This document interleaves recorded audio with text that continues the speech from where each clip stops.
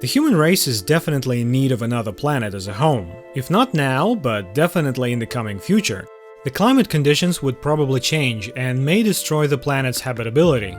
In fact, there are tens, if not hundreds, of factors that could be the cause of Earth's destruction, so humans should be prepared for the great inevitable. That's where Elon Musk's version of life on Mars comes in. It is without a doubt the most ambitious plan devised by a modern leader. Also, it's a crazy idea to think about. Obviously, Elon Musk isn't the first person to have this idea, but he's the only person so far with the money, resources, and determination to actually get this thing done. Though still in the early stages, the seeds of life on Mars have already been planted. But what will life on Elon Musk's Mars colony be like? We will answer this question in this video, so stick till the end of the video to not miss this interesting update.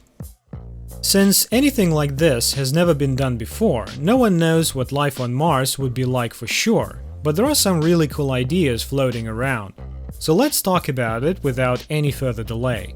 The SpaceX Starship would be the primary mode of transportation between Earth and Mars. The final Starship product will be very close to the SN-15 prototype that completed a successful takeoff and landing test. It is a huge stainless steel rocket ship that can land safely after flying through space. It can do it again and again, with only a brief pause to refuel in between flights. It is a true game changer, because no rocket of this size has ever been successfully launched. The Starship can carry 100 metric tons of cargo on each flight, which is equivalent to about 50 Tesla Model 3 cars. Once every 2 years, fleets of Starships will make the 7-month journey between Earth and Mars when they reach their closest point in space. Initially, only a few ships will be sent to test the waters, but after a few cycles, thousands of ships will be sent from Earth to Mars. So, to understand how life will be on Mars, we have to know what Mars is like. The average temperature is around minus 60 degrees Celsius, which is extremely cold even by Canadian standards. However, during the peak of summer on Mars's equator, temperatures can reach around 20 degrees Celsius, which is pretty nice. Now, it is obvious that Mars will not be a pleasant and comfortable place to live on the first day, but just how rough will it be? The Martian atmosphere is composed mainly of carbon dioxide, and the volume of atmospheric gas on Mars is less than 1% of that on Earth. So there is nothing to breathe, and also nothing to protect Mars's surface from cosmic radiation. The Sun sustains our life on Earth only because our atmosphere is able to block out all the harmful radiation. If we were exposed to it, it would either kill us or turn us into mutants. Gravity on Mars is also much lower than Earth's because of its smaller mass. That's actually a good thing for us, because the human body will be significantly weakened after 7 months of weightless spaceflight, so regaining strength on Mars will be easier than on Earth. However, returning home after an extended stay will be extremely difficult to overcome. Then there are these massive dust storms that can blanket the entire planet, which will be a major issue on Mars in some cases. And the wind on Mars wouldn't be that big of a deal, because the atmosphere is so much thinner over there than it is on Earth. So even in a 100-kilometer high dust storm on Mars, the wind is only blowing at about 60 kilometers per hour. It's the dust that's going to be the most of the problem. It will be everywhere, and all of our equipment will be ruined. So all of the equipment has to be sealed thoroughly to prevent dust from getting inside it. Solar panels will also need heavy maintenance to keep clean. So Mars is not going to be a safe place, and as Elon has stated, people will most likely die as a result of accidents. Everything on Mars will have such a small margin for error. Any minor error or failure of equipment can result in a person's death. During an interview with CNN, Elon said that he would only go to Mars if he knew SpaceX would continue after his death. So despite being the boss, Elon isn't overly optimistic about his chances of survival. You might be wondering about ways to make Mars a more hospitable place for humans to live, right? Perhaps there are a couple of theories about terraforming Mars, and Elon has an insane idea in mind. In August 2019, Elon tweeted "Nuke Mars" in support of his idea for terraforming Mars. It's an extreme solution, but there is some science behind it, though opinions differ. The idea is that if a bunch of nuclear bombs are detonated over top of Mars's polar regions, the heat produced would melt the frozen water and release massive amounts of stored carbon dioxide and water vapor into the Martian atmosphere. In theory, all of this newly released gas would increase the density of Mars's atmosphere, potentially triggering a greenhouse effect that would cause the planet to warm. On a basic level, that makes sense. It's not completely insane.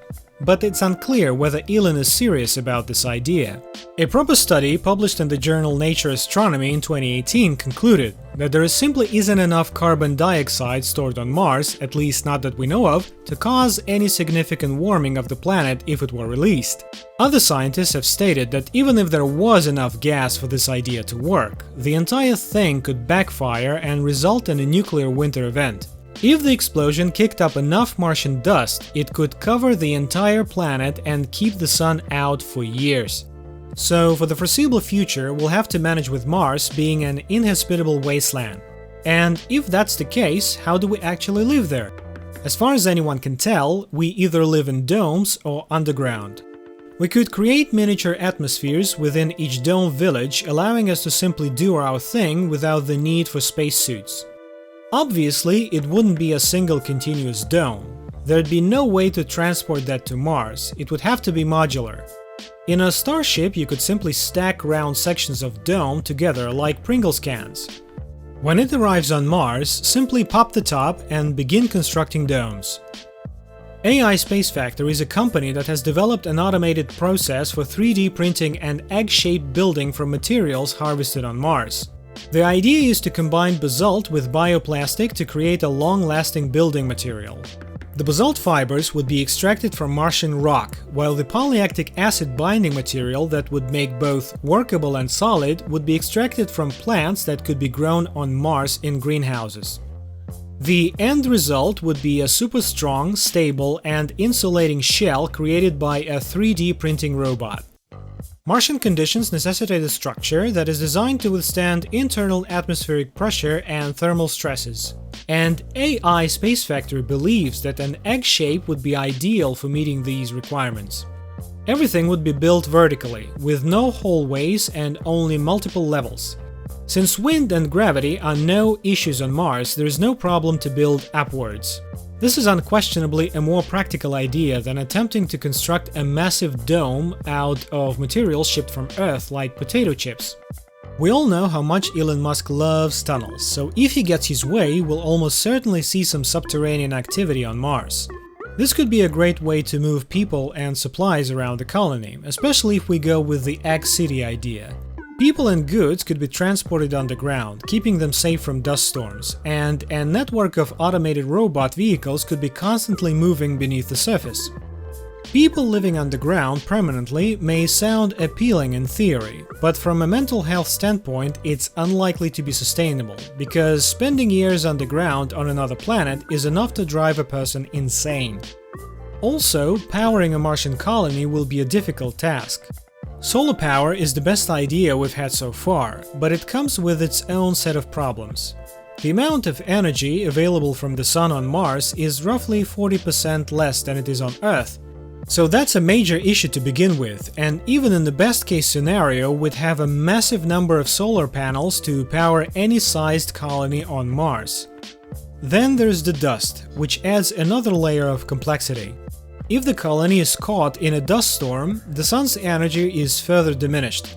Even on days when there are no storms, dust will accumulate on the panels and reduce their effectiveness. As a result, we'd have to deal with it either through an automated system that would consume even more electricity, or by doing it manually. Hydrogen from Mars's frozen waters could be extracted, but it will also need electricity to mine.